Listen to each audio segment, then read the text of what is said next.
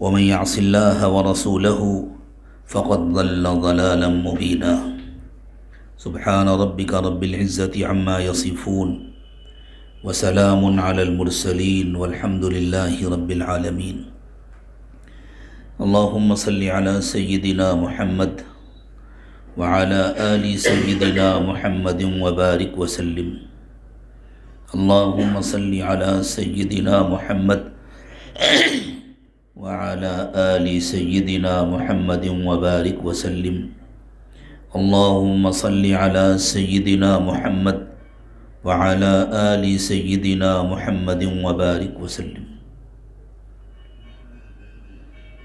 ہم سب کو اللہ تعالیٰ نے دنیا میں بہت تھوڑے سے وقت کے لیے بھیجا ہے۔ ہم اس دنیا میں نہ آرام کرنے آئے ہیں، نہ کھانے آئے ہیں، نہ دنیا بنانے آئے ہیں۔ ہم اس دنیا میں صرف اور صرف اچھی موت کی تیاری کرنے آئے ہیں۔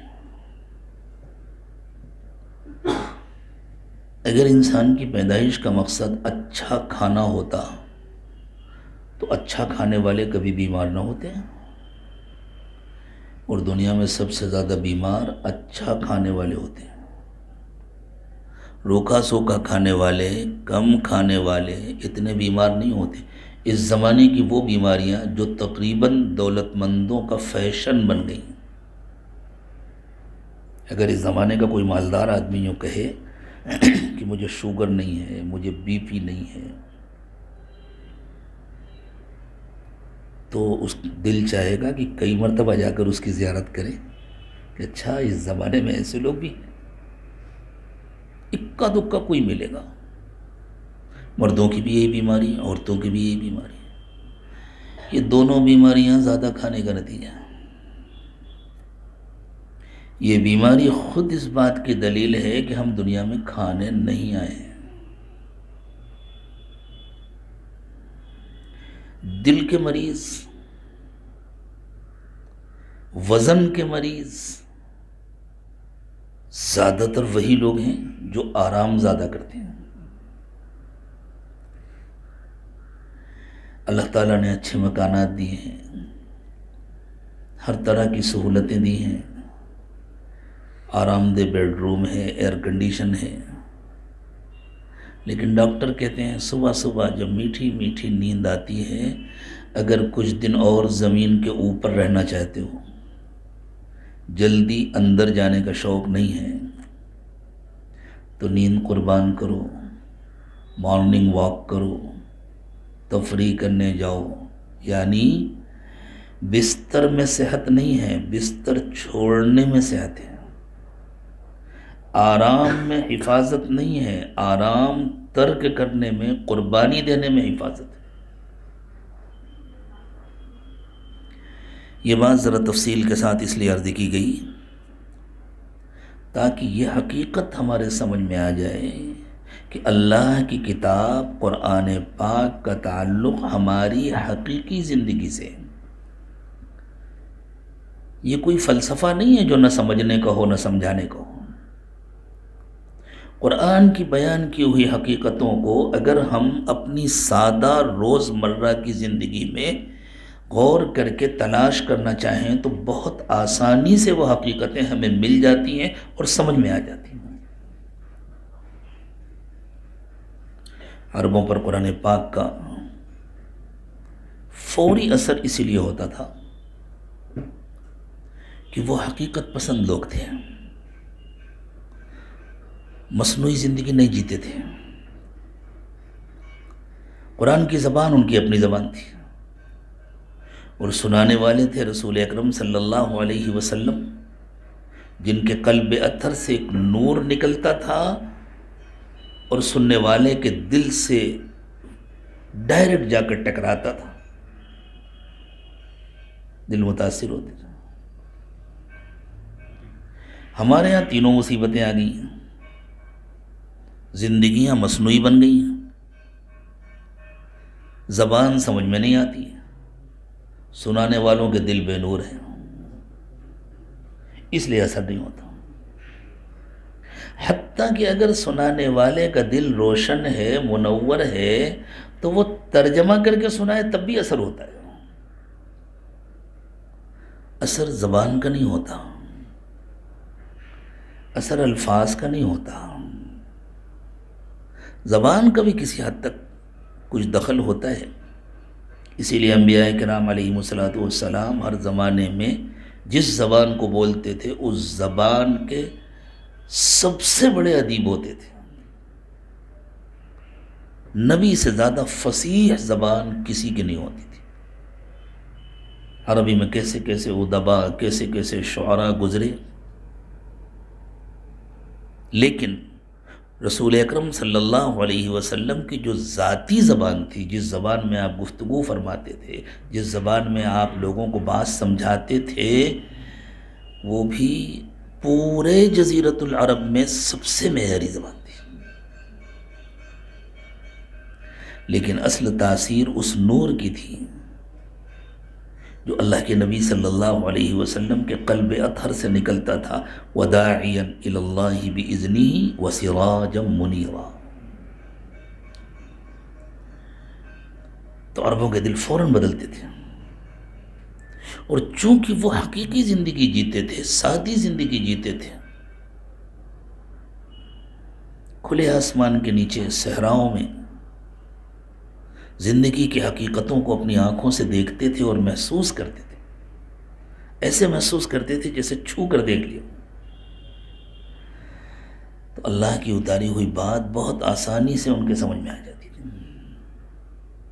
اللہ تعالیٰ نے ہمیں صرف بندگی کے لیے پیدا کیا نا، تو کیا یہ حقیقتیں ہمارے لیے دلیل نہیں ہیں کہ بندگی چھوڑ کر آرام بھی ہمارے لیے نقصان دہ ہے، بندگی چھوڑ کر کھانا پینا بھی ہمارے لیے نقصان دہ ہے، بندگی چھوڑ کر کی جو مصروفیات ہیں وہ بھی ہمارے لیے نقصان دہ ہے. بندگی کا تقاضا ہے اللہ کا کہنا ماننا. اللہ نے حکم دیا فاعف عنہم واستغفر لہم وشاورہم فی الامر. اپنے نبی صلی اللہ علیہ وسلم کو حکم دیا، معاف کر دیا کہ اللہ سے دعا کیا کیجئے کہ اللہ آپ بھی ان کو معاف کر دیجئے. ایمان والوں کو اللہ تعالیٰ نے معاشرتی زندگی سکھائی کہ کبھی تم کو اپنی بیوی کی کوئی بات بری لگ جائے، کبھی تم کو اپنے بچوں کی کوئی بات بری لگ جائے، کبھی تم کو اپنے گھر والوں کی کوئی بات بری لگ جائے، اپنے پڑوسیوں کی، اپنے محلے والوں کی کوئی بات بری لگ جائے، تو بندگی کا تقاضا یہ ہے کہ اس کو اپنے دل میں پال کر مت رکھو، ختم کر دو، نکال دو. یا ایھا الذین آمنوا ان من ازواجکم واولادکم عدوا لکم فاحذروہم. دیکھو تمہاری بیویاں، تمہارے بعض بچے تمہارے دشمن ہوتے ہیں، ان سے ہوشیار رہنا. کیا مطلب ہے تمہارے دشمن ہوتے ہیں؟ ان کا کہنا مان کر اللہ کو ناراض کرو گے تو یہ بھی دشمنی ہے جس کا سبب وہ بن رہے ہیں. اور ان کی کوئی بات تمہیں بری لگی اور تم ضرورت سے زیادہ ناراض ہوئے اور ناراض رہو گے تو یہ بھی تمہاری اپنے ساتھ دشمنی ہے جس کا سبب وہ بن رہے ہیں. پھر کیا کرو؟ یہ بات تو سمجھ میں آ گئی آسانی سے، ہر ایک کے سمجھ میں آ جاتی ہے. بھائی یہ اگر اللہ کی نافرمانی کرا رہے ہیں تو یہ ہمارے دشمن ہیں، ہمیں نہیں ماننی ان کی بات. اگر یہ ہم کو مجبور کر رہے ہیں کہ حرام کماؤ، بیوی مجبور کر رہی ہے کچھ بھی ہو کہیں سے بھی پیسے لاؤ، مجھے تو یہ سوٹ چاہیے، مجھے تو یہ اس فلاں بلڈنگ میں مکان چاہیے، اور مجھے تو ایسا بیڈ روم چاہیے، تم حلال کماؤ یا حرام کماؤ، تو یہ دشمنی تو سمجھ میں آتی ہے. لیکن دشمنی کا ایک مفہوم اور بھی ہے جو اس آیت کے اندر چھپا ہوا ہے. کبھی کسی بات میں ناگواری ہو گئی، اب اس ناگواری کو اپنے دل میں باقی رکھے ہوئے ہیں، یہ بھی اپنے ساتھ دشمنی ہے جس کا سبب وہ بنے، لیکن خود انسان اپنے ساتھ دشمنی کر رہا ہے. اس دشمنی سے کیسے بچے؟ فرمایا وَإِن تَعْفُوا وَتَصْفَحُوا وَتَغْفِرُوا فَإِنَّ اللَّهَ غَفُورٌ رَحِيمٌ، اگر تم نظر انداز کر دو گے، معاف کر دو گے، ان کے لیے اللہ سے دعا کرو گے تو اللہ بھی بہت معاف کرنے والے ہیں۔ یعنی چاہے تمہارا دل جتنا دکھ گیا ہو، چاہے تم کو جتنی تکلیف ہوئی ہو، لیکن تم ان کو معاف کر دو، نظر انداز کر دو، اور یہ سمجھ کر معاف کر دو کہ اس سے زیادہ غلطیاں تو روزانہ مجھ سے ہوتی ہیں، میں یہ چاہتا ہوں کہ اللہ مجھے معاف کریں، تو جو میں اپنے لیے پسند کرتا ہوں وہ دوسروں کے لیے پسند کروں، مجھے بھی دوسروں کو معاف کرنا چاہیے۔ تو اس دشمنی کے اثر سے بھی اللہ نے بچنے کا راستہ بتلایا۔ اس زمانے میں زیادہ تر جو دل کی بیماریاں ہیں وہ بغض و عناد کا نتیجہ ہے، غصے کو اندر پال کر رکھنا۔ سائنسدانوں نے بتلایا، میڈیکل سائنس کے ماہرین نے بتلایا کہ غصہ انسان کے لیے کتنا نقصان دہ ہے، کتنی آفت ڈھاتا ہے، کتنی بڑی مصیبت بن جاتا ہے انسان کے لیے۔ یہ بیماری مردوں میں تو ہوتی ہے، عورتوں میں کچھ زیادہ ہوتی ہے۔ میں تو اس سے بات نہیں کروں گی، میں تو کبھی اس کو پلٹ کے نہیں دیکھوں گی، میں تو اس کے گھر نہیں جاؤں گی۔ غور کریں، اپنی اپنی زندگیوں میں غور کریں، جب تک چاہے غصہ پال کر رکھیں، اپنا نقصان ہوگا، جیب کا بھی نقصان ہوگا، صحت کا بھی نقصان ہوگا۔ میری بہنوں، تمہارے غصے کے طفیل نہ معلوم کتنے ڈاکٹروں کے گھر چل رہے ہیں، نہ معلوم کتنے میڈیکل اسٹور چل رہے ہیں، تمہاری نفرتوں کے صدقے میں، تمہارے بغض و عناد اور غصے کے صدقے میں۔ خیر، اس وجہ سے غصہ باقی رکھنے کی کوشش نہ کرنا کہ اگر ہم نے غصہ چھوڑ دیا تو بیچارے ڈاکٹروں کا کیا ہوگا اور میڈیکل اسٹور والوں کا کیا ہوگا۔ اللہ رب ہیں، وہ ان کو کھلانے کا کوئی دوسرا راستہ پیدا کر دیں گے۔ اپنا نقصان بند کرو۔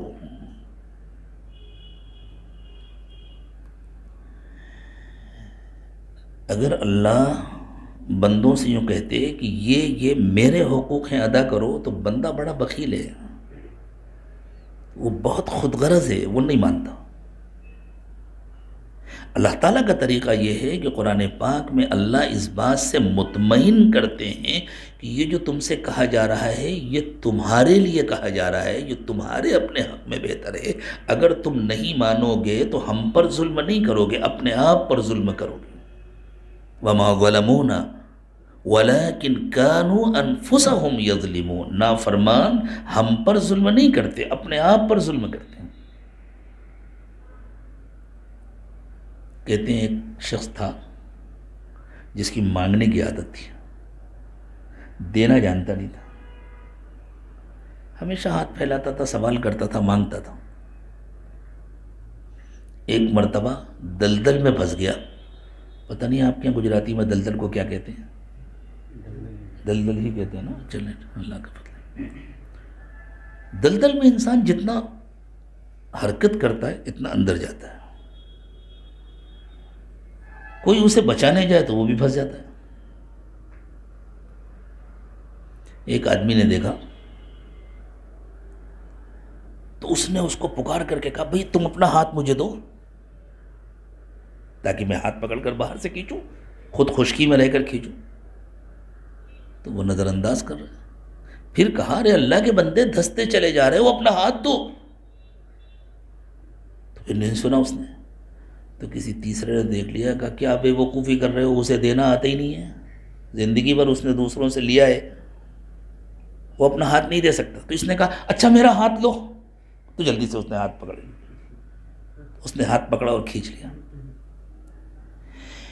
یہ عموماً انسان کا مزاج ہے، اس لیے اللہ ہم سے کچھ نہیں مانگتے، اللہ ہم سے کچھ نہیں مانگتے۔ اللہ کہتے ہیں ہم تمہیں دینا چاہتے ہیں، ہم سے لو، ہم اللہ کی بات بندوں اور بندیوں کو نہیں سمجھا پاتے، اس کی وجہ یہ ہوتی ہے کہ ہمارا پیش کرنے کا انداز یہ ہوتا ہے کہ گویا اللہ ہم سے مانگ رہے ہیں، یہ فرائض ہیں، یہ واجبات ہیں، یہ کرنا ہے، یہ کرنا ہے، یہ کرنا ہے، حالانکہ خود اللہ کا پیش کرنے کا یہ انداز نہیں ہے۔ اللہ کا پیش کرنے کا انداز یہ ہے کہ اللہ مانگ نہیں رہے، اللہ دے رہے ہیں، اور انسان کا مزاج ہے لینے کا۔ تو جس کو یہ بات سمجھ میں آ جاتی ہے کہ اللہ ہمارا بھلا چاہتے ہیں، جس کو اقبال نے کہا تھا اپنے من میں ڈوب کے پا جا سراغ زندگی، تو اگر میرا نہیں بنتا نہ بن، اپنا تو بن۔ تو میری بہنوں، میری بیٹیوں، اس بات کو غور سے سنو، یہ جو تمہارا غصہ ہے نا، یہ جو تمہاری نفرت ہے، یہ تم کو اندر سے کھا جاتی ہے۔ اسی نفرت کے نتیجے میں شوگر ہوتی ہے، اسی غصے کے نتیجے میں بی پی ہائی ہوتا ہے، اسی غصے کے نتیجے میں دل کی بیماریاں ہوتی ہیں، اسی غصے کے نتیجے میں راتوں کی نیند غائب ہوتی ہے، اور اس زمانے کی تحقیق یہ ہے کہ اسی غصے کے نتیجے میں جلدی امراض ہوتے ہیں۔ عورتیں خود غور کر لیں، ان کے بدن میں کھجلی ہوتی ہے کہ نہیں ہوتی ہے؟ ان کو جلدی امراض ہوتے ہیں یا نہیں ہوتے؟ یہ امراض دواؤں سے نہیں ختم ہوں گے، دواؤں سے تو دوا بیچنے والوں کی دکانیں چلیں گی۔ یہ امراض ختم ہوں گے اللہ کو راضی کر کے، اور اللہ کو کیسے راضی کرنا ہے؟ اس مرض کو ختم کرنے کے لیے نماز نہیں پڑھنی ہے، یہ مرض روزہ رکھنے سے نہیں ختم ہوگا، یہ مرض حج کرنے اور عمرہ کرنے سے نہیں ختم ہوگا، یہ مرض معاف کرنے سے ختم ہوگا۔ جیسے ہر مرض کی الگ دوا ہوتی ہے، ہمارے جو نفسیاتی امراض ہیں، ہماری جو معاشرتی بیماریاں ہیں، ان بیماریوں کی بھی الگ الگ دوائیں اللہ نے اور اللہ کے رسول صلی اللہ علیہ وسلم نے ہمیں عطا فرمائی۔ جو ان دواؤں کو سیکھ لیتا ہے، لے لیتا ہے، اور ان کو استعمال کر لیتا ہے، اس کی زندگی پھول سے زیادہ خوبصورت ہو جاتی ہے، اس کی زندگی نہایت آسان ہو جاتی ہے، اس کی زندگی اطمینان اور سکون سے پر ہو جاتی ہے، اس کی زندگی کے ٹینشن ختم ہو جاتے ہیں۔ ڈپریشن کیا ہے اسے معلوم نہیں ہوتا۔ اردو یا عربی میں ڈپریشن کا کوئی ترجمہ نہیں ہے، سمجھانے کے لیے کچھ کہہ دیا جائے، کوئی لفظ نہیں ہے مسلمانوں کے پاس کسی زبان میں، کوئی لفظ نہیں ہے جو ڈپریشن کا بدل بن سکے۔ وجہ معلوم ہے؟ اس لیے کہ ڈپریشن مسلمانوں کے گھر کی بیماری نہیں ہے، ڈپریشن ان لوگوں کی بیماری ہے جو اللہ کو نہیں پہچانتے، جو اپنے انجام کو نہیں جانتے۔ ہم نے ان کی نقل کی، ہم نے اللہ کو بھلایا، تو پھر جو ان لوگوں کی بیماریاں تھیں اللہ نے وہ ہمارے گھر پہنچا دی۔ وَلَا تَكُونُوا كَالَّذِينَ نَسُوا اللَّهَ فَأَنسَاهُمْ أَنفُسَهُمْ أُولَئِكَ هُمُ الْفَاسِقُونَ۔ اللہ فرماتے ہیں جو لوگ اللہ کو بھول گئے تھے، پھر اللہ نے ان سے ایسی غلطیاں کرائیں کہ وہ خود اپنے ہاتھوں سے اپنے پیروں پر کلاڑے مار دے لگے، وہ خود اپنے فائدے کو بھول گئے۔ جب بندہ اللہ کو بھول جاتا ہے تو اللہ اسے چھوڑ دیتے ہیں، اس کو اس کے نفس کے حوالے کر دیتے ہیں، اس کو شیطان کے حوالے کر دیتے ہیں، اور پھر اس سے ایسی غلطیاں ہوتی ہیں کہ آنکھیں کھلنے کے بعد وہ خون کے آنسو روئے تب بھی کوئی فائدہ نہیں ہوگا۔ آنکھیں کب کھلتی ہیں پتہ ہے؟ جب دنیا والوں کو نظر آتا ہے کہ اس کی آنکھیں بند ہو گئی ہیں، حقیقت میں اس دن آنکھیں کھلتی ہیں۔ جب موت آتی ہے، قرآن کہتا ہے فَبَصَرُكَ الْيَوْمَ حَدِيدٌ، آج تمہاری آنکھیں پوری کھلی ہیں، سارے پردے ہٹ جاتے ہیں۔ ابھی ہمارے اور عالم آخرت کے درمیان پردے پڑے ہوئے ہیں، ان پردوں کی وجہ سے ہمیں آخرت کے حالات نظر نہیں آتے۔ جب موت آتی ہے تو وہ پردے ہٹ جاتے ہیں اور سب کچھ نظر آتا ہے۔ اس وقت جب آنکھیں کھلیں گی تب اندازہ ہوگا ہماری زندگی کا ایک ایک منٹ اور ایک ایک سیکنڈ کتنا قیمتی تھا۔ یہ جو لغویات میں وقت ضائع کیا جاتا ہے، فضول کاموں اور فضول باتوں میں وقت ضائع کیا جاتا ہے، ٹائم پاس جس کو کہتے ہیں، اور اس میں عجیب عجیب کام ہوتے ہیں، اس کی تفصیل میں جانے کی ضرورت بھی نہیں ہے، اور آپ سے زیادہ بات کرنے والے کو تفصیل کا علم بھی نہیں ہے، اور اللہ کے نہ ہو اسی میں عافیت ہے۔ لیکن کیسی کیسی خرافات ہوتی ہے، کیسے کیسے کام ہوتے ہیں، کیسی کیسی حرکتیں ہوتی ہیں۔ اگر کوئی گناہ نہ ہو تب بھی وقت کو ضائع کرنا کتنا بڑا گناہ ہے، اور وقت کو ضائع کرنا کتنا نقصان دہ ہے، جب آنکھیں کھلیں گی تب پتہ چلے گا۔ کوئی اپنا کمایا ہوا پیسہ اپنے ہاتھوں سے اپنے گھر میں جلاتا ہے؟ اگر کوئی جلائے تو کوئی جرم تو نہیں ہے نا۔ آپ کو چائے بنانا ہے تو چولہے میں بنانے کے بجائے، اوون میں پکانے کے بجائے سادہ سا چولہا لے کر کے آئے اور اس میں 500 کے یا 2,000 کے نوٹ رکھ کر کے آگ لگا دیں، اور 5-10 ہزار کے نوٹ جلیں اور 1 کپ چائے تیار ہو جائے، تو پولیس آپ کو گرفتار کرنے نہیں آئے گی۔ لیکن کیا یہ سمجھداری ہے؟ کوئی اپنا نقصان کرتا ہے اس طرح؟ اور اگر کوئی ایسے کرنے لگے تو اسے عقل مند سمجھا جائے گا؟ لوگ کہیں گے بھئی اس کو لے جاؤ کسی اچھے سے مینٹل ہاسپٹل میں جا کے داخل کر دو، کسی پاگل خانے میں داخل کر دو، کہیں نوٹ جلا کر کے چائے بنائی جاتی ہے۔ جتنی بڑی ناسمجھی یہ ہے، اس سے بڑی ناسمجھی یہ ہے کہ ہم اپنا وقت ضائع کریں، ہم اپنا وقت بیکار گزاریں، اور اللہ کو یاد کرنے کے بجائے، آخرت بنانے کے بجائے بیٹھ کر کے ادھر ادھر کی باتیں کریں۔ یہ اس وقت ہے جب بیٹھ کر کے کوئی گناہ کی بات نہیں کی گئی، اور اگر غیبتیں ہو رہی ہیں، اگر دوسروں کا تذکرہ ہو رہا ہے، تب تو ایسا ہے جیسے نوٹ جلا کر کے اپنے بیڈ روم میں آگ لگائی جا رہی ہے، جیسے نوٹ جلا کر کے اپنے بستر پہ آگ لگائی جا رہی ہے، اپنے کمرے میں آگ لگائی جا رہی ہے، بلکہ اس سے بھی زیادہ خطرناک ہے۔ اللہ اکبر۔ تو اللہ تعالیٰ نے ہم کو یہ سکھایا ہے، ہم کو یہ بتلایا ہے کہ اگر تم اللہ کا کہنا مانو گے، اور عورتیں اللہ کا کہنا مانیں گی اور بندگی کا تقاضا پورا کریں گی، تو ان کی اپنی زندگی اچھی ہو جائے گی، ان کی اپنی زندگی بڑی خوشگوار ہو جائے گی۔ اس زمانے میں یوں سمجھا جاتا ہے کہ جس کے پاس اچھا مکان ہے، کسی اچھی کالونی میں، کسی اچھی سوسائٹی میں وہ رہتا ہے، یا جس کے پاس بہت اچھی گاڑی ہے، جس کے پاس بہت اچھا بینک بیلنس ہے، بہت اچھا کاروبار ہے، بہت اچھی تعلیم ہے، تو وہ بہت خوشحال ہے۔ اللہ ان نعمتوں سے بھی محروم نہ فرمائے، یہ بھی اللہ کی نعمتیں ہیں، لیکن خوشحالی کا تعلق تو دل سے ہے۔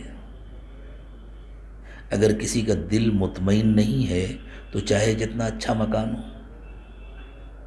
دیکھیں، مچھلی کو پانی پسند ہے، پانی سے نکال کر کے اگر بھی کسی بڑے خوبصورت سے پنجرے میں، سونے چاندی کا پنجرا بنا کر کے اور بہت عمدہ بستر لگا کر کے اس کو رکھا جائے تو اس کو سکون ملے گا؟ اس کو تو پانی چاہیے، چاہے گدلا ہو، چاہے گندا ہو، لیکن اسے پانی چاہیے۔ پرندے کو کھلی فضا چاہیے۔ اگر بہت خوبصورت سونے چاندی کے تاروں سے پنجرا بنا کر کے اس میں پرندے کو ڈال دیا جائے اور پینے کے لیے بہت عمدہ صاف ستھرا پانی دیا جائے، منرل واٹر اس کو پلایا جائے، بہت عمدہ صاف ستھرے فروٹ منتخب کر کے لائے جائیں اور اس کے بھی بہت اچھے پیس کاٹ کر کے اس کو کھلائے جائیں، اتنا اچھا فروٹ اس کو جنگل میں نہ ملتا ہو جتنا اچھا ملے تو اسے سکون ملے گا؟ اسے کھلی فضا چاہیے، پرندے کا سکون کھلی فضا میں، وہ کہے گا وہاں مل جائے کچھ کھانے کو، وہاں مل جائے پینے کو تو اچھی بات ہے، لیکن یہاں مجھے اچھا نہیں لگتا۔ مچھلی کا سکون پانی میں ہے، پرندے کا سکون کھلی فضا میں ہے، اور انسان کا سکون اللہ کی یاد میں ہے۔ اللہ کی یاد کا تعلق دل سے ہے، جب تک دل اللہ سے نہ لگا ہو اس وقت تک انسان کو سکون نہیں مل سکتا۔ ایک مثال کے ذریعے بات سمجھیں، آپ اپنے گھر میں آرام کرنے لیٹیں، صبح جب آپ کی آنکھ کھلے تو آپ اپنے کو ایک ٹرین کے ڈبے میں پائیں جس کی ساری کھڑکیاں بند ہیں، باہر نہیں نکل سکتے، بس گلاس سے دیکھ سکتے ہیں کہ ہاں گاڑی چلی جا رہی ہے، کچھ مناظر نظر آ رہے ہیں، کہاں مجھے سوار کیا گیا تھا معلوم نہیں ہے، کہاں جائے گی یہ گاڑی معلوم نہیں ہے، تو انسان کو سکون ملے گا؟ صرف جہاں جہاں سے گاڑی نکل رہی ہے وہ مناظر نظر آ رہے ہیں۔ جب بندے کا اللہ کے ساتھ تعلق نہیں ہوتا تو اس کی مثال ایسی ہے جیسے وہ زندگی کی گاڑی میں بند ہے، زندگی چلی جا رہی ہے، جو حال ہے وہی ہم کو نظر آتا ہے نا، ابھی جو ہمارے سامنے ہے وہ ہم کو نظر آ رہا ہے، جو گزر گیا وہ ہم کو نہیں نظر آ رہا، جو آگے آنے والا ہے وہ ہم کو نہیں نظر آ رہا، اور کہاں منزل ہے، کہاں پہنچیں گے، کیا ہوگا کچھ پتہ نہیں ہے۔ ایسے انسان کے دل کا کیا حال ہوگا؟ یہی حال ہوتا ہے اس شخص کا جو اللہ کو نہیں پہچانتا، جو آخرت کو نہیں جانتا، جو اپنی ابتدا کو نہیں جانتا، جو اپنی انتہا کو نہیں جانتا، جو کہاں سے چلا اسے معلوم نہیں، کیا اس کا انجام ہوگا اسے معلوم نہیں۔ ایمان والے کو تو اللہ نے بتلایا ہے نا، ایمان والے کو اللہ تعالیٰ نے صاف صاف بتلایا، تمہاری ابتدا مٹی ہے، تمہاری انتہا ہمارے پاس واپسی ہے، تم قبر میں جا کے ختم نہیں ہو جاؤ گے، فنا نہیں ہو جاؤ گے۔ جب تک انسان کو اللہ کی معرفت حاصل نہ ہو، جب تک انسان کے دل میں اللہ کی یاد نہ ہو، اور جب تک انسان کا اللہ کے ساتھ مضبوط تعلق نہ ہو، اس وقت تک انسان کو سکون نہیں ملتا۔ ہم لوگ اصل میں ابھی درمیانی مراحل میں ہیں، اس لیے تسلی کے جھوٹے سامانوں سے اپنے دل کو بہلاتے رہتے ہیں۔ جو ترقی کی آخری چوٹیوں کو چھو چکے ہیں، اور جو آخری مرحلے تک پہنچ چکے ہیں، ان سے کوئی پوچھے۔ یورپ کا ایک چھوٹا سا ملک ہے ڈنمارک، نام تو سب نے سنا ہو، دنیا کا نہایت خوشحال ملک ہے، پورے ملک میں کوئی ایک آدمی بھی بھوکا نہیں ہے، کوئی ایک بھی بے روزگار نہیں ہے، کوئی ایک بھی بے گھر نہیں ہے، کوئی ایک بھی غیر تعلیم یافتہ نہیں ہے۔ حکومت پڑھائی کا انتظام کرتی ہے، ہر فرد پڑھا لکھا ہے، ہر مرد ہر عورت، ہر ایک کے پاس گھر ہے۔ جو خود گھر بنانے کی پوزیشن میں نہیں ہے، گورنمنٹ اس کو جگہ دیتی ہے یا بنا ہوا گھر دیتی ہے، کرائے کے طور پر نہیں، اس کو دے دیتی ہے اس کا اپنا گھر۔ جن کے پاس کوئی جاب نہیں ہے، جن کے پاس معاش کا کوئی ذریعہ نہیں ہے، حکومت ان کو اتنا الاؤنس دیتی ہے جو ہمارے ہاں اچھی خاصی سیلری سے بڑھ کر ہوتا ہے، ہر ایک آرام کی زندگی گزار سکتا ہے۔ تو اگر سکون ان چیزوں سے ملتا تو ان سے اچھی زندگی کسی کی نہیں ہو سکتی تھی۔ دنیا میں جتنی خودکشی ڈنمارک میں ہوتی ہے اتنی کہیں نہیں ہوتی، سب سے زیادہ وہاں خودکشی ہوتی۔ کیوں؟ اللہ نے دکھا دیا کھلے آنکھوں، ان چیزوں میں سکون نہیں ہے۔ وہ چونکہ اللہ سے واقف نہیں ہے، آخرت کو نہیں جانتے، اپنے انجام کو نہیں جانتے۔ وہاں کا نوجوان جب تک جوانی ہوتی ہے تو اپنے آپ کو جھوٹی تسلیوں سے بہلاتا ہے، شراب میں شباب میں گم رہتا ہے۔ وہاں کی جو بے حیائیاں ہیں، اور وہاں کے جو گناہ کے کام ہیں وہ اصل میں ان کی خوبی نہیں ہیں، وہ ان کی کمزوری ہیں۔ وہ اپنے دل کی بے چینی کو چھپانے کے لیے اور دل کی بے چینی سے نجات پانے کے لیے ان چیزوں میں ڈوبے رہتے ہیں۔ لیکن کب تک؟ ایک وقت آتا ہے کہ شراب ان کے جگر کو، ان کے دلوں کو، ان کے جسم کو بالکل بیکار کر دیتی ہے۔ ایک وقت آتا ہے کہ وہ جوانی کے تقاضے پورے کرنے کے قابل نہیں رہتے، کسی کو دیکھنے کے قابل نہیں رہتے، کوئی ان کو دیکھے اس کے قابل نہیں رہتے، عورتیں بھی اس قابل نہیں رہتی، مرد بھی اس قابل نہیں رہتے۔ اس کے بعد ان کے لیے خودکشی کے سوا دوسرا کوئی راستہ نہیں بچتا۔ ایک مرتبہ بمبئی میں پاسپورٹ آفس کے باہر بیٹھا ہوا تھا، میری اہلیہ اندر گئی ہوئی تھی۔ آج کل تو جس کا کیس ہے وہی اندر جاتا ہے، دوسرا جا نہیں سکتا۔ میں باہر بیٹھ کر ان کا انتظار کر رہا تھا۔ ایک نوجوان اور آگے، وہ بھی آ کر کے بیٹھ گئے، تھے مسلمان، وہ اپنی والدہ کو لے کر کے آئے تھے، ان کی والدہ اندر گئی ہوئی تھیں، وہ بھی میرے پاس آ گئے۔ میں نے چائے منگا لیا، خود بھی پیا، ان کو بھی پلایا۔ کچھ وہ بات چیت کرنے لگے، یورپ کے کسی ملک میں رہ چکے تھے اور بڑی ترقی کی باتیں کرنے لگے۔ تو میرے ہاتھ میں ایک کتاب تھی، میں نے اس کتاب کو یوں کر کے لیا، تھوڑا کراس کر کے۔ میں نے ان سے پوچھا، یہ بتلاؤ اگر یہاں پانی ڈالا جائے تو کہاں جائے گا؟ کہنے لگے نیچے آئے گا۔ میں کہا بیچ میں رک پائے گا؟ یہاں پانی ڈالو اور تم چاہو کہ بس 1 انچ 2 انچ آگے جائے اور رک جائے، یہاں نہ پہنچے، ایسا؟ کہنے لگے نہیں۔ میں نے کہا جن کی نقل کر رہے ہو ان کے انجام کو دیکھ لو، وہیں جانا پڑے گا، بیچ میں نہیں رک پاؤ گے۔ تم چاہو کہ ان کی طرح بے لباس ہو جاؤ، ان کی طرح کچھ کام کر لو اور پھر بیچ میں رک جاؤ، جو ان کا انجام ہے اس انجام کو قبول کرنا پڑے گا۔ اور میں تم سے غیب کی باتیں نہیں کر رہا کہ وہ جہنم میں جائیں گے، وہ تو بعد میں دیکھا جائے گا، وہ ابھی دنیا کی جہنم میں جل رہے ہیں، ان کا خاندانی نظام بکھر چکا ہے، وہ آپس میں ایک دوسرے کو گویا پہچانتے نہیں۔ جس معاشرے کی، جس سوسائٹی کی نقل کی جا رہی ہے دنیا میں، مسلمان نادانی میں جن کی نقل کر رہے ہیں، وہ سمجھیں ان کے ہاں حال یہ ہے، شوہر بیوی سے، گجرات والوں کو تو خوب معلوم ہوگا نا، گجراتیوں کا تو بڑا رشتہ ہے یورپ سے اور امریکہ سے اور افریقہ سے۔ آپ کے رشتہ دار، دوست احباب رہتے ہیں، آتے ہیں، جاتے ہیں، تو وہاں کی دنیا کو ہم نے تو اتنا نہیں دیکھا جتنا آپ لوگوں نے دیکھا ہے۔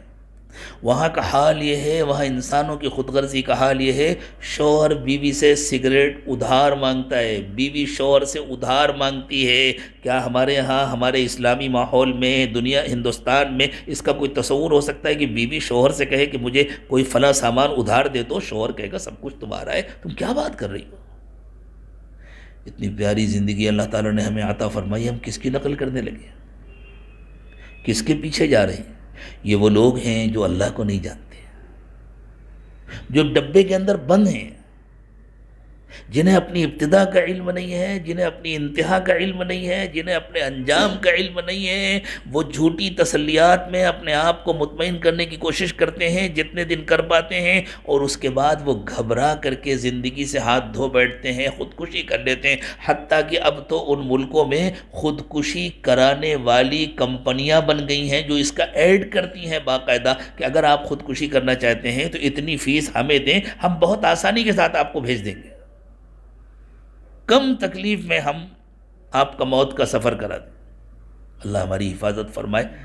یہ وہ کھلے دلائل ہیں جو ہمیں دنیا میں نظر آ رہے ہیں کہ اگر ان چیزوں میں اطمینان ہوتا، اگر بلڈنگوں سے دل مطمئن ہوتا، اگر اچھی کمائی سے دل مطمئن ہوتا، اگر اچھے کھانے سے دل مطمئن ہوتا، اگر اچھی گاڑیوں سے دل مطمئن ہوتا، تو جن کے پاس ہم سے اچھی سوسائٹیاں ہیں، جن کے پاس ہم سے اچھی بلڈنگیں ہیں، جن کے پاس ہم سے اچھی گاڑیاں ہیں، جن کے پاس ہم سے زیادہ بینک بیلنس ہے، اور جن کے پاس دنیا کے ترقی کا سامان ہم سے کہیں زیادہ ہے، وہ مطمئن ہوتے، وہ مطمئن نہیں نہیں ہیں۔ اللہ نے بتلایا دلوں کا اطمینان اللہ کی یاد میں ہے۔ اللہ کی یاد کے ساتھ جھوپڑے میں رہنے والا بھی مطمئن ہوتا ہے، محل میں رہنے والا بھی مطمئن ہوتا ہے۔ اللہ کی یاد کے ساتھ پیدل چلنے والا اور سائیکل پر چلنے والا بھی مطمئن ہوتا ہے، اور دنیا کی سب سے قیمتی گاڑی میں چلنے والا بھی مطمئن ہوتا ہے۔ اللہ کی یاد کے ساتھ روکھی روٹی کھانے والا بھی مطمئن ہوتا ہے، اور اچھی سے اچھی غذا کھانے والا بھی مطمئن ہوتا ہے۔ اطمینان اللہ کی یاد میں ہے۔ جب اللہ کی یاد نصیب ہو جاتی ہے، جب اللہ کی بندگی آ جاتی ہے، اور جب بندے اور بندیاں اللہ کا کہنا ماننے لگتے ہیں اور دلوں میں گنجائش ہو جاتی ہے، ایک دوسرے کو معاف کرنے لگتے ہیں، غصے کو پی جاتے ہیں۔ ایک صحابی آئے اللہ کے نبی صلی اللہ علیہ وسلم کے پاس، انہوں نے آ کر عرض کیا حضور کچھ نصیحت فرما دیجیے۔ حضور نے فرمایا لا تغضب، غصہ مت کیا کرو۔ نبی صلی اللہ علیہ وسلم صرف معلم نہیں تھے، مرشد بھی تھے، مربی بھی تھے۔ اس لیے حضور اکرم صلی اللہ علیہ وسلم ہر شخص کو اس کے حالات سمجھ کر مشورہ دیتے تھے۔ یہ اس زمانے میں مرشد کامل کا کام ہے کہ وہ حالات کو سمجھے اور پھر مشورہ دے۔ ہر ایک سے حضور یہ نہیں کہا کرتے تھے کہ غصہ مت کیا کرو، لیکن ان کا یہ مسئلہ تھا تو حضور نے ان سے پوچھا، فرمایا غصہ مت کیا کرو۔ تو انہوں نے عرض کیا ٹھیک ہے حضور، اور کچھ نصیحت فرما دیجئے۔ فرمایا لا تغضب، غصہ مت کیا۔ زدنی یا رسول اللہ، حضور اور کچھ فرما دیجئے۔ حضور نے فرمایا لا تغضب، غصہ مت کیا۔ 3 مرتبہ ایک ہی جواب دیا، غصہ مت کیا۔ ان کے دل میں اتر گیا ہوگا نا غصہ کتنی بری چیز ہے۔ اللہ کرے آج ہمارے دل میں اتر جائے غصہ کتنی بری چیز ہے۔ ایک صحابی نے اللہ کے نبی صلی اللہ علیہ وسلم سے نصیحت کی درخواست کی تو آپ نے فرمایا زبان قابو میں رکھو، زبان قابو میں رکھو، نہ کسی کی غیبت کرو، نہ فضول باتیں کرو، نہ بڑی بڑی باتیں کرو۔ انہوں نے عرض کیا حضور یہ جو ہم زبان سے کچھ بھی بول دیتے ہیں اس کا بھی حساب ہوگا؟ کبھی تفریح میں کچھ کہہ دیا، کبھی تفریح میں جھوٹ نکل گیا، کبھی مذاق میں کسی کا دل دکھ گیا، کبھی یوں ہی کوئی بات کر دی، بیٹھے ہیں گپ شپ کر رہے ہیں۔ اس زمانے میں غیبت کو، فضول گفتگو کو گپ شپ کا نام دے دیا گیا، بیٹھ کے گپ شپ کر رہے ہیں، تو کیا ان سب کا حساب ہوگا؟ تو نبی صلی اللہ علیہ وسلم نے فرمایا ارے تیرا برا ہو۔ ایسے موقعوں پر عربوں کے ہاں کچھ مخصوص جملے بولے جاتے تھے، کبھی کہا جاتا تھا ویحک، کبھی کہا جاتا تھا ویلک، کبھی کہا جاتا تھا سکیلت کا امک۔ مجھے یاد نہیں کہ اس وقت اللہ کے نبی صلی اللہ علیہ وسلم نے کیا فرمایا، اسی لیے میں نے اردو میں اس کا مفہوم عرض کیا کہ حضور نے فرمایا کہ تیرا برا ہو۔ هل يكب الناس على وجوههم النار الا حصائد السنتهم، تمہیں پتہ نہیں ہے سب سے زیادہ لوگوں کو اٹھا اٹھا کر اوندھے منہ جہنم میں پھینکا جائے گا زبان سے کی ہوئی باتوں کی وجہ سے۔ یہ جو زبان سے باتیں کی جاتی ہیں انہی باتوں کی وجہ سے سب سے زیادہ اٹھا اٹھا کر جہنم میں پھینکا جائے گا۔ اب ہم سب اپنا جائزہ لیں کہ یہ غلطیاں ہم سے ہوتی ہیں یا نہیں ہوتی۔ انہی غلطیوں کے نتیجے میں ہم اپنی زندگیوں کو جہنم بنا لیتے ہیں۔ سب کچھ ہونے کے باوجود بے چینی، بے قراری، پریشانی، طرح طرح کی بیماریاں۔ ان ساری غلطیوں سے ہمارا دامن پاک ہو جائے، اللہ کی مہربانی ہمیں اپنی گود میں لے لے، اس کا نام ہے مغفرت۔ عام طور سے یوں سمجھا جاتا ہے کہ مغفرت کا تعلق صرف مرنے کے بعد کی زندگی سے ہے، مغفرت کا تعلق دنیا کی زندگی سے بھی ہے۔ جب اللہ تعالیٰ کسی کی مغفرت فرما دیتے ہیں تو اس کو دنیا میں جنت عطا فرما دیتے ہیں، اس کی دنیا کی زندگی جنت جیسی بن جاتی ہے۔ آخرت میں جو جنت دیتے ہیں وہ بعد میں۔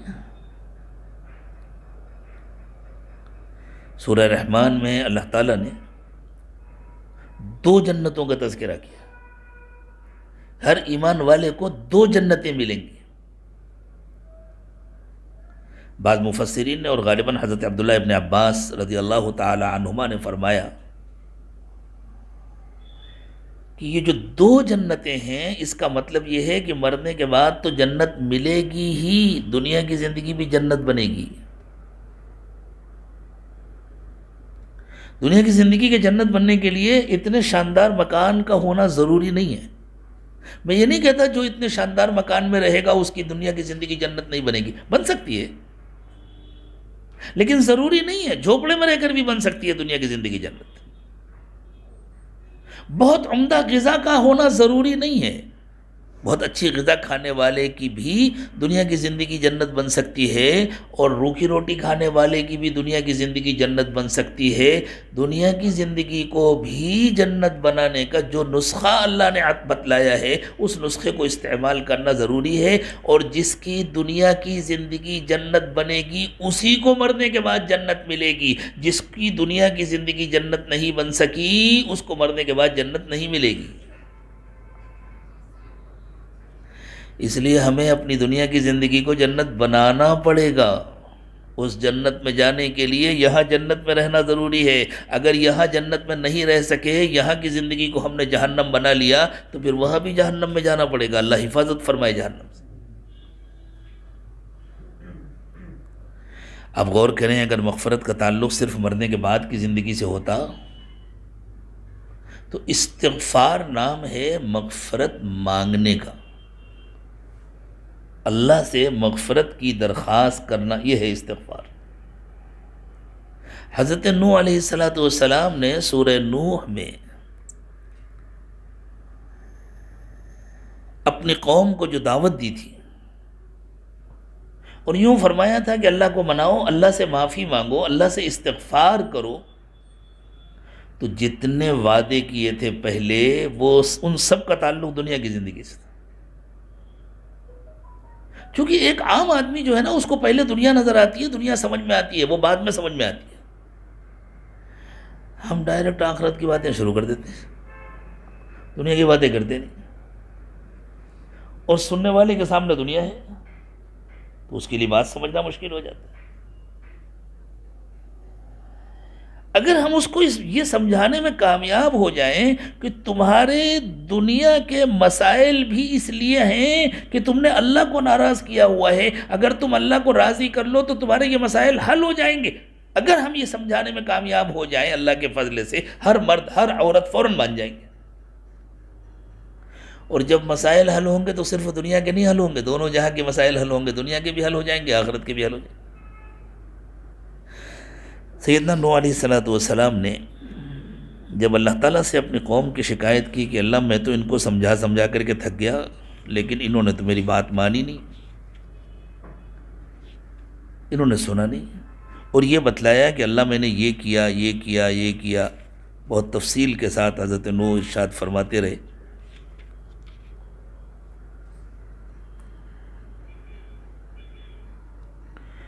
فرمایا اللہ میں نے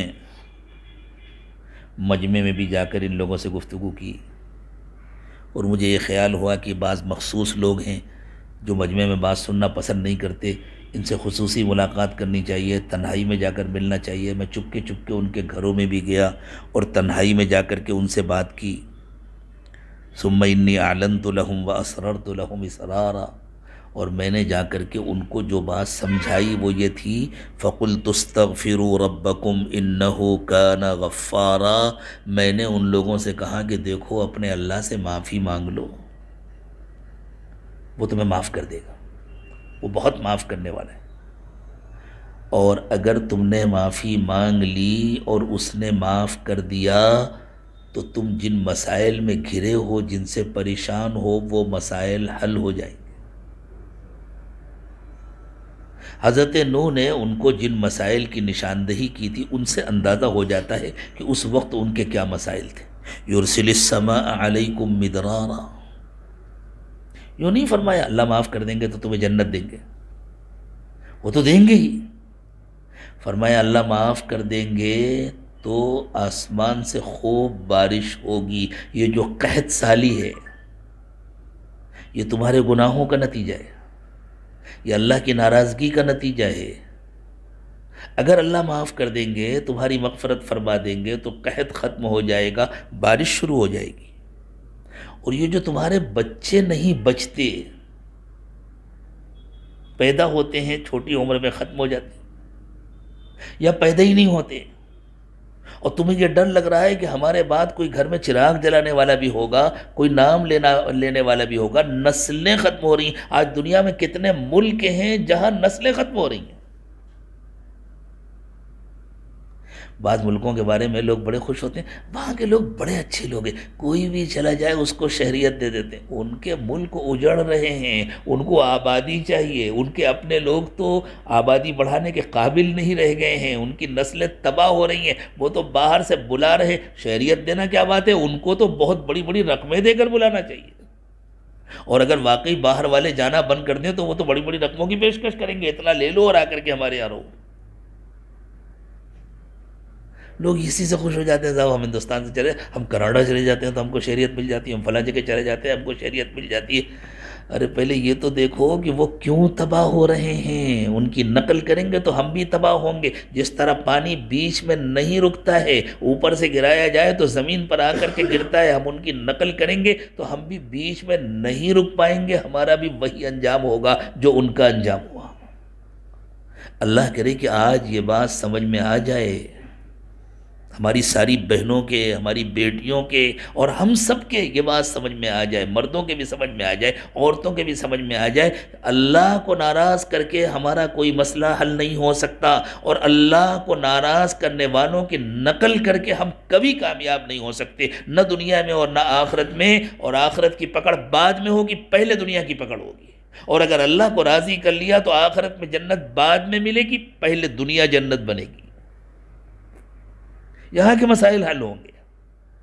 تو اس قوم کو حضرت نوح علیہ السلام نے سمجھایا کہ تم پریشان ہو کہ تمہاری نسل ختم ہو رہی ہے، بچے نہیں ہو رہے یا بچے نہیں بچ رہے، اللہ تمہیں بچے دیں گے۔ تمہارا مال ختم ہو رہا ہے، جانور ختم ہو جاتے ہیں۔ اس زمانے میں مال کی یہی شکلیں تھیں، کھیتی باڑی ہوتی تھی، باغات ہوتے تھے، جانور ہوتے تھے، جانور مر جاتے ہیں بارش نہ ہونے کی وجہ سے، کھیتی باڑی نہیں ہو رہی، پیداوار نہیں ہو رہی۔ جب پیداوار نہیں ہوگی، کسان کیا بیچے گا، کیا کمائے گا؟ تو تذکرہ کیا جا رہا ہے مغفرت کا، اور مسائل بیان کیے جا رہے ہیں دنیا کے۔ اب یہ بات سمجھ میں آ گئی نا کہ قرآن بتلا رہا ہے کہ جس کی مغفرت ہوتی ہے اس کے پہلے دنیا کے مسائل حل ہوتے ہیں۔ ہم نے مغفرت کو صرف آخرت سے جوڑ دیا، اس لیے کوئی ہماری بات نہیں سنتا۔ ہم اللہ کرے کہ اس طرح سمجھا سکیں کہ بھائی مغفرت سے دنیا کے مسائل جڑے ہوئے ہیں، اور دنیا کے مسائل کے لیے لوگ پریشان رہتے ہیں۔ تو حضرت نوح نے فرمایا یرسل السماء علیکم مدرارا ویمددکم باموال وبنین، اللہ خوب بارش نازل کریں گے، خوب پانی برسے گا آسمان سے، اللہ تم کو خوب مال دیں گے، خوب بچے دیں گے، ویجعل لکم جنات، اور تمہاری زمینیں پھر ہری بھری ہو جائیں گی، تمہاری کھیتیاں، تمہارے باغات پھر لہلہا اٹھیں گے، ویجعل لکم انہارا، اور تمہاری ندیوں میں پھر پانی آ جائے گا۔ مَا لَكُمْ لَا تَرْجُونَ لِلَّهِ وَقَارًا، تمہیں کیا ہو گیا ہے؟ تمہیں اللہ کا مقام سمجھ میں نہیں آتا، تمہیں اللہ کی بڑائی اور اللہ کی عظمت کا خیال نہیں آتا، تم اللہ کو ناراض کر رہے ہو، اللہ سے زیادہ مہربان کوئی نہیں۔ اللہ اکبر۔ تو بات یہ عرض کی جا رہی ہے کہ مغفرت ہماری بنیادی ضرورت ہے، لیکن اللہ نے کچھ شرطیں لگا دی ہیں۔ مغفرت کے لیے کچھ شرطیں ہیں، ان شرطوں کو پورا کرو تو مغفرت ہوگی۔ بہت کم وقت میں انشاءاللہ میں ان شرطوں کو جلدی جلدی بیان کروں گا۔ اب سب لوگ اس نیت کے ساتھ سنیں، مجھے بھی اللہ توفیق دے کہ میں اس نیت کے ساتھ عرض کروں کہ مجھے ان شرطوں کو اپنی زندگی میں لاگو کرنا ہے۔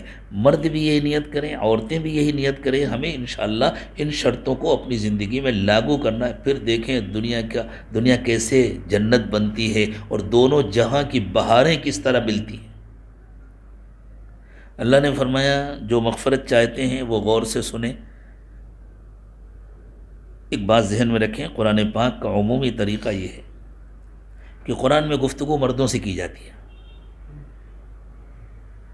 اور مقصد ہوتا ہے کہ دونوں بات سمجھیں، مرد بھی سمجھیں عورتیں بھی سمجھیں، لیکن عموماً گفتگو مردوں سے کی جاتی ہے۔ اور پتہ ہے یہ انداز کیوں ہے؟ یہ اس لیے نہیں ہے کہ قرآن عورتوں کو نظر انداز کرتا ہے، یہ اس لیے ہے کہ قرآن اشارہ کر رہا ہے کہ عورتوں کو تو پردے میں رہنا چاہیے، ان تک پیغام مردوں کے واسطے سے پہنچنا چاہیے، اس لیے گفتگو مردوں سے ہو رہی ہے۔ سامنے تو مرد رہتے ہیں نا، اصل مخاطب تو مرد ہیں، عورتیں تو پردے میں ہوتی ہیں، ان کے پاس یہ پیغام پہنچے گا ان کے شوہروں کے واسطے سے، ان کے بیٹوں کے واسطے سے، ان کے بھائیوں کے واسطے سے، ان کے بچوں، ان کے باپ کے واسطے سے۔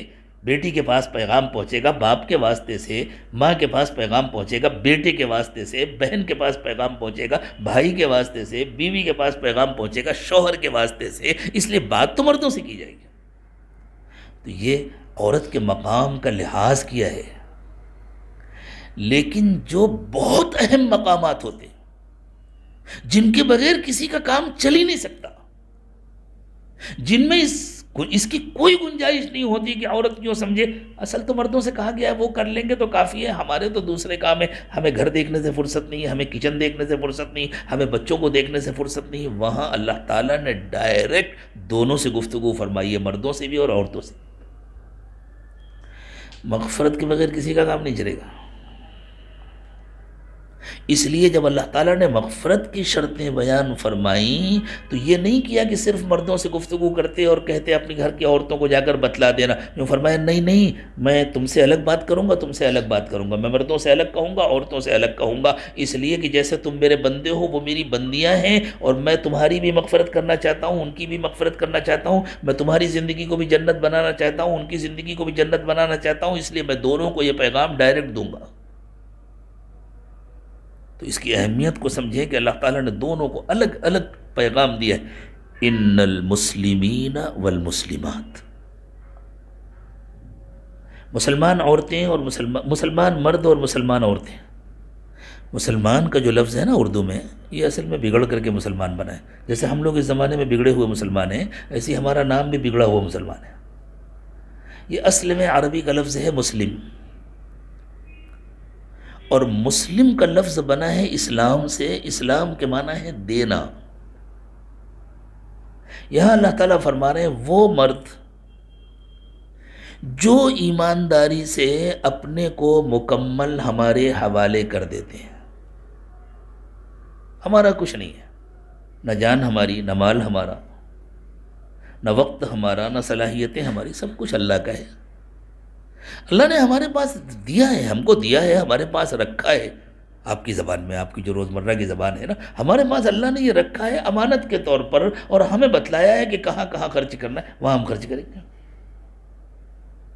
بینک کے کیشیئر کو دیکھا ہے نا، اب تو خیر زیادہ تر آن لائن کام ہونے لگا ہے، پہلے بینک کا جو کیشیئر ہوتا تھا وہ دن بھر بیٹھ کر نوٹ بانٹتا تھا، کتنے نوٹ ہوتے تھے اس کے پاس، لیکن وہ اپنی مرضی سے کسی کو دے سکتا تھا،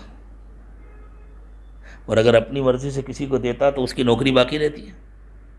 وہ اپنی مرضی سے خود بھی نہیں لے جا سکتا، وہ اپنی مرضی سے کسی کو نہیں دے سکتا تھا، نوٹ کی تھپی اس کے پاس لگی ہوئی ہیں، وہ دیکھتا ہے کس کا کتنے کا چیک ہے، کس کی کتنے کی پرچی ہے، مینیجر کی سائن ہے، اتنا آرڈر اتنا دیں گے۔ بالکل اسی طرح اللہ یوں چاہتے ہیں جیسے بینک کا کیشیئر ہوتا ہے کہ اس کے پاس مال ہے، لیکن وہ اس مال کو امانت سمجھ کر کے جہاں حکم ہے وہاں خرچ کرتا ہے۔ ہمارے پاس جو جان ہے، ہمارے پاس جو مال ہے، ہمارے پاس جو وقت ہے، وہ ہمارا نہیں ہے، وہ ہمارے پاس اللہ کی امانت ہے۔ ہم اپنا سب کچھ اللہ کے سپرد کر چکے ہیں، اب جہاں اللہ کہیں گے وہاں خرچ کریں گے۔ اللہ کرے یہ صفت ہمارے اندر پیدا ہو جائے، مردوں کے اندر بھی پیدا ہو جائے، عورتوں کے اندر بھی پیدا ہو جائے۔ جس کے اندر یہ صفت پیدا ہو گئی وہی مسلم ہے، جب تک یہ صفت نہیں پیدا ہوئی اس وقت تک وہ مسلم نہیں ہے، صرف نام ہے اس کا مسلم، اور نام سے کام نہیں چلتا۔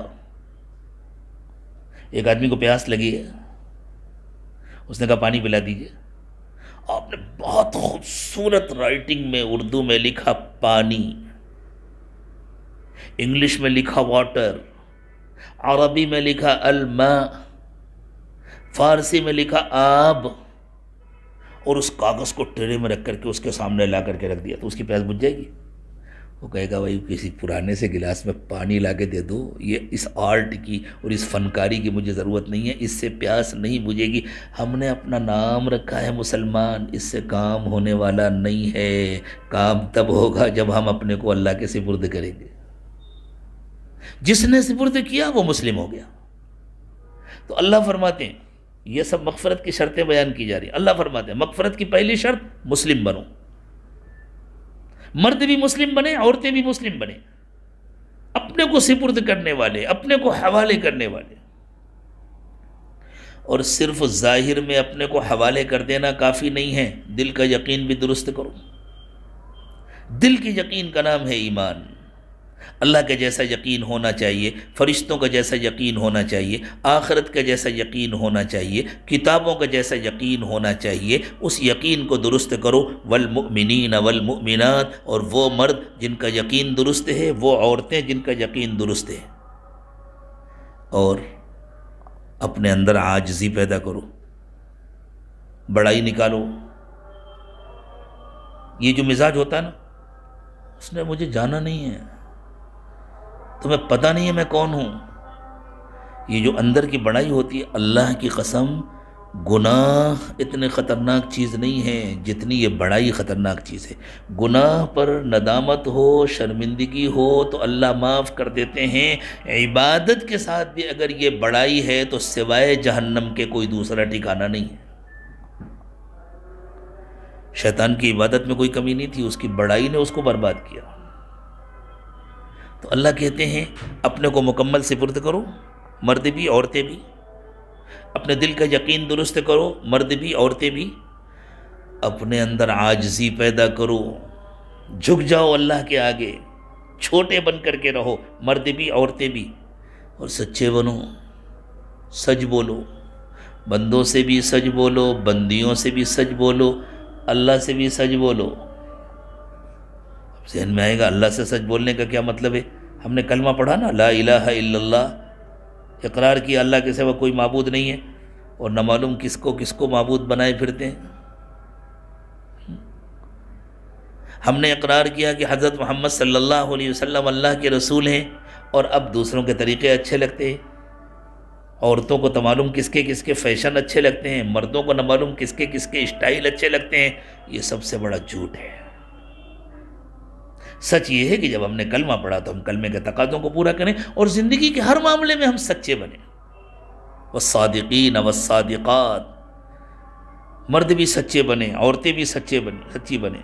والصابرین والصابرات، اور اس دنیا کو اللہ نے ایسا بنایا، اس دنیا کا ڈیزائن ایسا ہے، جیسے آپ کے گھر کا ڈیزائن ہے نا، کہ آپ ہال کو کراس کیے بغیر بیڈ روم نہیں جا سکتے۔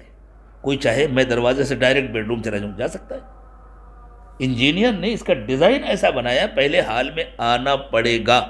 کسی کو گلاب کا پھول چاہیے تو کانٹوں کے درمیان سے گلاب کا پھول توڑنا ہوگا۔ ایسا گلاب کا درخت نہیں ہوتا جس میں پھول ہو اور کانٹے نہ ہو۔ اس دنیا کو ایسا اللہ نے بنایا ہے، یہاں سب کچھ اپنی مرضی کا نہیں ہوتا، یہاں قدم قدم پر ناگواریاں ہوتی ہیں، اور یہی امتحان ہے۔ ان ناگواریوں کو برداشت کرنا سیکھو، ان پر صبر کرنا سیکھو۔ ہر بات میں شکایت، یہ کیوں ہو گیا، یہ کیوں، یہ بڑی نادانی کی بات ہے۔ اور اس شکایت کے نتیجے میں طرح طرح کی بیماریاں پیدا ہوتی ہیں، اور صبر کے نتیجے میں ان بیماریوں سے حفاظت ہوتی ہے۔ والصابرین والصابرات، اور صبر کرنے والے مرد اور صبر کرنے والی عورتیں۔ والخاشعین والخاشعات، اور دل سے جھکے رہنے والے اطاعت گزار اور فرما بردار مرد اور عورتیں۔ والمتصدقین والمتصدقات، اور اپنا مال اللہ کی رضا کے لیے خرچ کرنے والے مرد اور خرچ کرنے والی عورتیں۔ والصائمین والصائمات، دنیا کو شوق ہوتا ہے سب کچھ میں کھا لوں، اللہ کہتے ہیں نہیں، کھانا کم کرو، کھلانا سیکھو۔ صدقے کا حکم دیا، ساتھ میں روزہ رکھنے کا حکم دیا، خود بھوکے رہو، خود کم کھاؤ۔ اور آج نہ معلوم کتنی بیماریاں ہیں جن کا علاج صدقہ اور روزہ ہے۔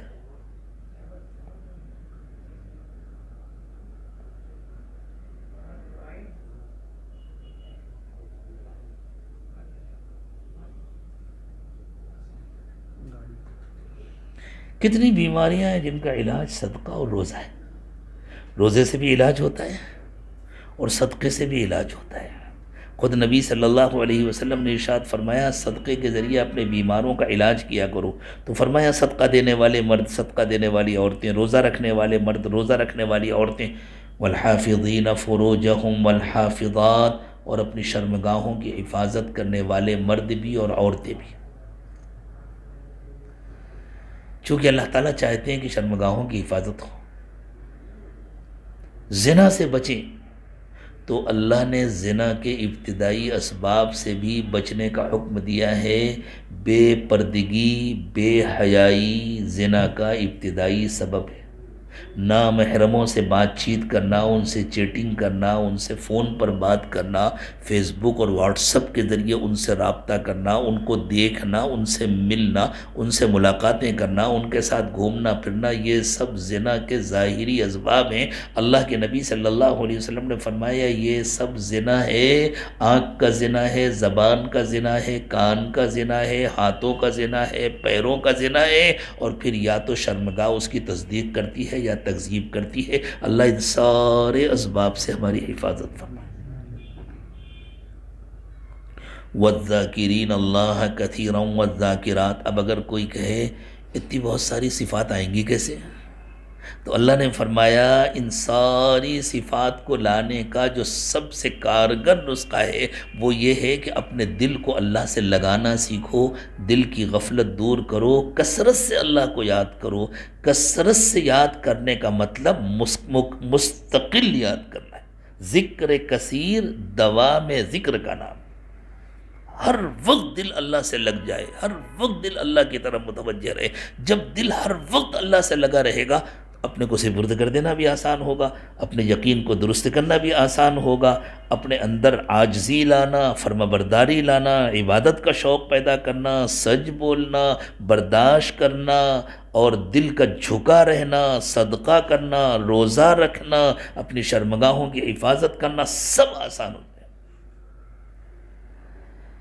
تو کثرت سے اللہ کو یاد کرنے والے مرد اور کثرت سے اللہ کو یاد کرنے والی عورتیں، اللہ نے فرمایا اعد اللہ لہم مغفرۃ واجرا عظیما. اللہ نے ان کے لیے مغفرت اور اجر عظیم تیار کر رکھا ہے. اللہ جب مغفرت فرمائیں گے تو دنیا کو بھی جنت بنائیں گے، دنیا کے مسائل بھی حل ہوں. کون نہیں چاہتا؟ کون ماں ہے جو نہیں چاہتی میرے بچے میرے فرمانبردار بنے؟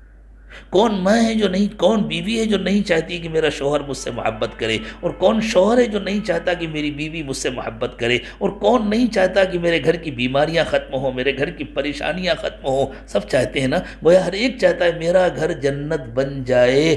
اللہ فرماتے ہیں اللہ کو راضی کرو، یہ صفات اپنے اندر پیدا کرو اور ذکر کرنا سیکھو. وقت ضائع کرنے کا کیا مطلب ہے؟ جتنا وقت ملے بیٹھ کر کے اللہ کو یاد کرو.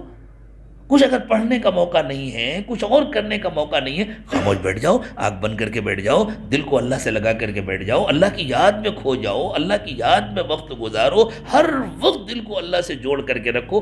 پھر دیکھو اللہ تعالیٰ کس طرح تمہارے گھر کو جنت بنا دیں گے، دنیا کو بھی تمہارے لیے جنت بنا دیں گے، تمہارے مسائل حل کر دیں گے.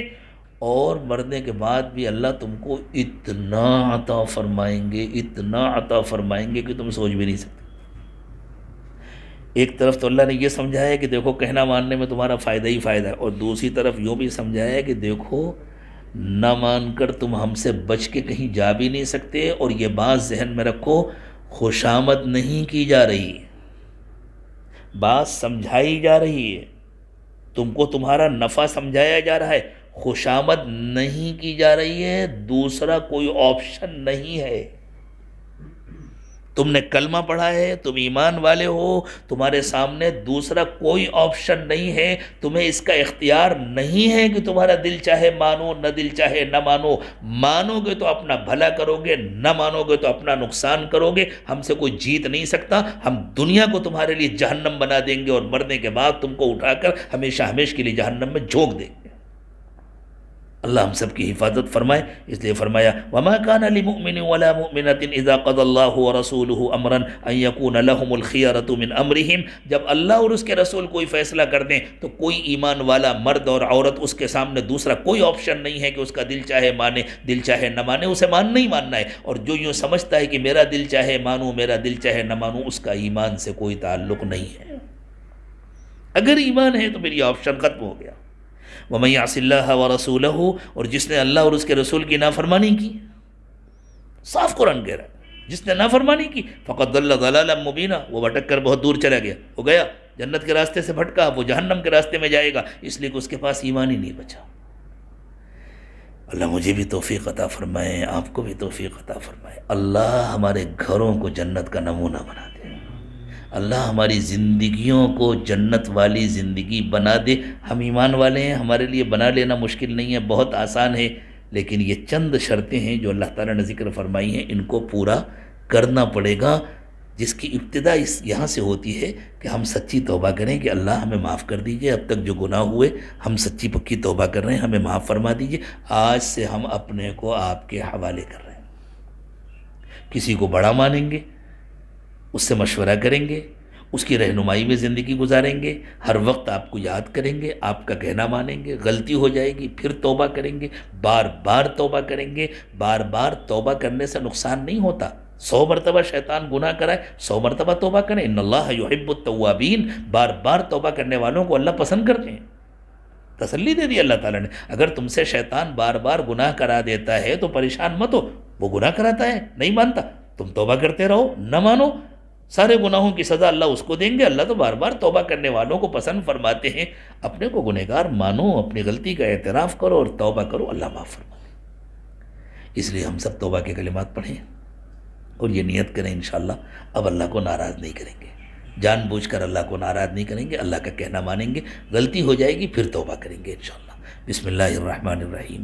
خواتین بھی آہستہ آواز میں توبہ کے ان کلمات کو پڑھیں، جو بیعت کی نیت کرنا چاہیں وہ بیعت کی نیت کریں۔ بسم اللہ الرحمن الرحیم، لا الہ الا اللہ محمد الرسول اللہ صلی اللہ علیہ وسلم، آمنت باللہ وملائکتہ وکتبہ ورسلہ والیوم الآخر والقدر خیرہ وشرہ من اللہ تعالی والبعث بعد الموت، آمنت باللہ کما ہوا باسمائہ وصفاتہ وقبلت جمیع احکامہ، اشہد ان لا الہ الا اللہ واشہد ان محمدا عبدہ ورسولہ، استغفر اللہ ربی من کل ذنب واتوب الیہ برحمتک یا ارحم الراحمین۔ اللہ تعالیٰ ہماری توبہ کو قبول فرما لے، ٹوٹنے سے بچا لے۔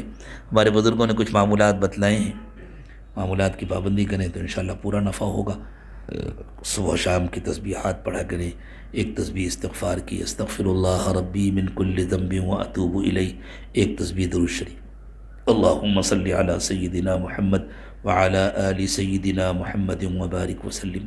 روزانہ قرآن پاک کی تلاوت کریں، چلتے پھرتے اٹھتے بیٹھتے ہر وقت دل میں اللہ کا دھیان رکھیں۔ عورتوں کے لیے بہت آسان ہے، گھر کا کام کرتے ہوئے، کچن کا کام کرتے ہوئے، بچوں کو اسکول کے لیے تیار کرتے ہوئے، بس ہر وقت دل کو اللہ کی طرف متوجہ رکھیں، اور روزانہ صبح شام کم از کم 15-20 منٹ وقت فارغ کر کے خالص اللہ کی یاد میں ڈوب جایا کریں۔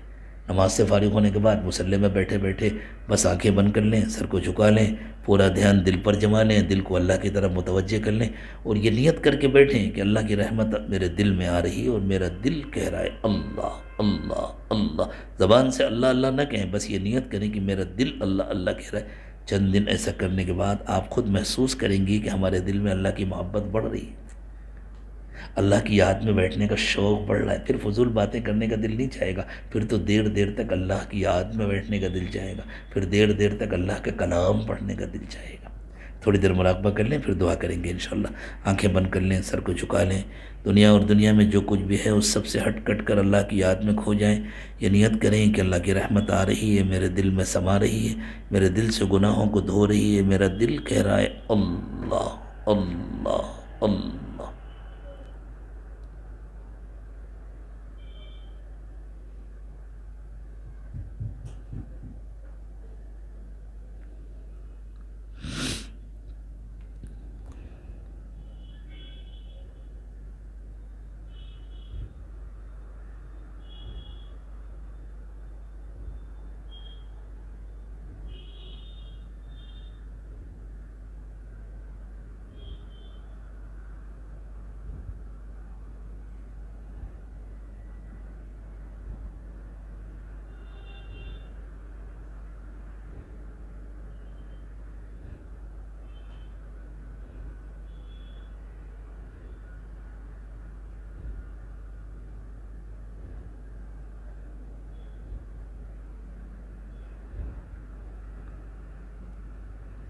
لا الہ الا اللہ محمد رسول اللہ صلی اللہ علیہ وسلم۔ دعا فرما لیں۔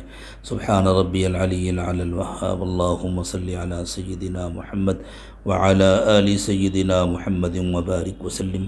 ربنا ظلمنا انفسنا وإن لم تغفر لنا وترحمنا لنکونن من الخاسرین۔ پروردگار عالم، ہم آپ کے عاجز و کمزور بندے اور بندیاں ہیں، ہمارے حال پر رحم فرمائیے۔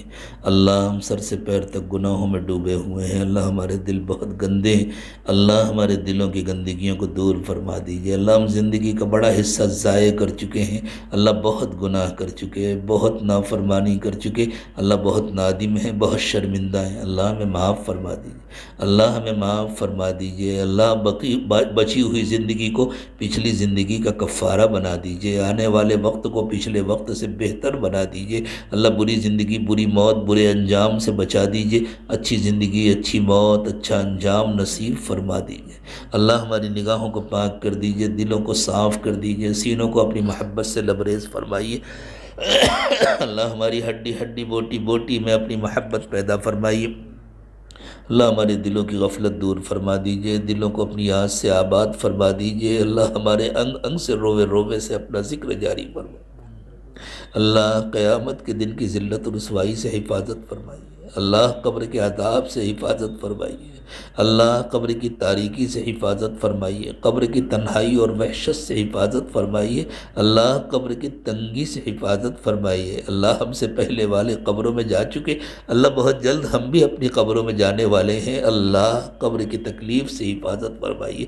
اللہ ہماری قبروں کو جنت کی کیاری بنا دیجئے، اللہ ہماری قبروں کو جہنم کا گڑھا نہ بنائیے، اللہ ہماری دنیا کی زندگی کو بھی جہنم نہ بنائیے، اللہ ہماری دنیا کی زندگی کو جنت کا نمونہ بنا دیجئے، اللہ ہمارے گھروں کو جنت کا نمونہ بنا دیجئے۔ اللہ بڑوں کو چھوٹوں کے ساتھ شفقت اور چھوٹوں کو بڑوں کے ساتھ ادب اور احترام کا معاملہ کرنے کی توفیق عطا فرمائیے۔ اللہ سب کے حقوق ادا کرا دیجئے، اللہ سب کے حقوق ادا کرا دیجئے، اللہ آپ اپنے حقوق معاف فرما دیجئے، اللہ فضل کا کرم کا معاملہ فرما دیجئے، اللہ ہماری دنیا بھی بنا دیجئے، آخرت بھی بنا دیجئے، اللہ ہر قسم کی بیماریوں سے، پریشانیوں سے حفاظت فرمائیے، نفس اور شیطان کے فتنوں سے حفاظت فرمائیے، اللہ روزی کی تنگی سے، گھروں کی تنگی سے حفاظت فرمائیے، اللہ روزی کی تنگی سے اور گھروں کی تنگی سے حفاظت فرمائیے، حلال و پاکیزہ روزی عطا فرمائیے، اللہ آرام دہ کشادہ مکانات عطا فرمائیے، لیکن اللہ اس سے اچھی ہمیں جنت عطا فرمائیے، اس سے اچھی ہمیں قبر عطا فرمائیے،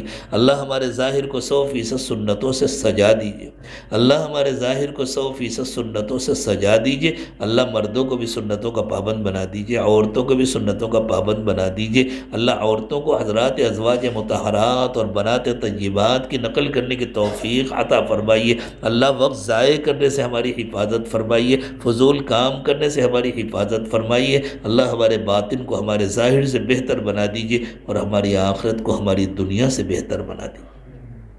اللہ سب کے دلوں کی جائز تمنائیں و مرادیں پوری فرما دیجئے، اللہ اٹھنے سے پہلے سب کی مغفرت فرما دیجئے، اللہ سب کے دلوں پر ایک محبت کی نظر ڈال دیجئے، اللہ سب کو ولایت کاملہ نصیب فرما دیجئے، سب کو اپنی محبت اور اپنی معرفت نصیب فرمائیے، اپنے چاہنے والوں کی محبت نصیب فرمائیے، جن کاموں سے آپ کی محبت میں اضافہ ہوتا ہے اللہ ان کاموں کی محبت عطا فرمائیے، ان کاموں کو کرنے کی توفیق نصیب فرمائیے، اللہ سب کے دلوں کی جائز تمنائیں و مرادیں پوری فرما دیجئے، اللہ دور قریب جن لوگوں نے بھی دعاؤں کے لیے کہا یا ان کو ہم سے اچھی توقعات ہیں، محض اپنے فضل و کرم سے ان دعاؤں میں ان کی توقعات سے بڑھ کر انہیں حصہ نصیب فرمائیے، وصلی اللہ تعالی علی خیر خلقہ محمد وعلی آلہ واصحابہ اجمعین برحمتک یا ارحم الراحمین۔